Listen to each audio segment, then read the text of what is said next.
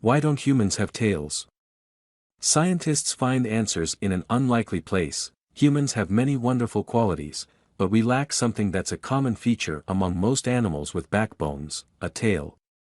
Exactly why that is has been something of a mystery. Tails are useful for balance, propulsion, communication, and defense against biting insects.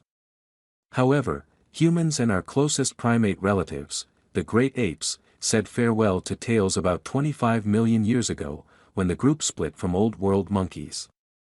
The loss has long been associated with our transition to bipedalism, but little was known about the genetic factors that triggered primate taillessness. Now, scientists have traced our tail loss to a short sequence of genetic code that is abundant in our genome but had been dismissed for decades as junk DNA. A sequence that seemingly serves no biological purpose. They identified the snippet, known as an ALU element, in the regulatory code of a gene associated with tail length called TBXT. ALU is also part of a class known as jumping genes, which are genetic sequences capable of switching their location in the genome and triggering or undoing mutations. At some point in our distant past, the ALU element ALU-Y jumped into the TBXT gene in the ancestor of hominoids, great apes and humans.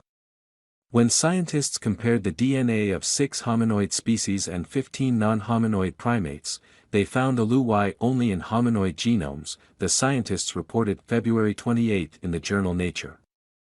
And in experiments with genetically modified mice, a process that took roughly 4 years, tinkering with ALU insertions in the rodent's TBXT genes resulted in variable tail lengths.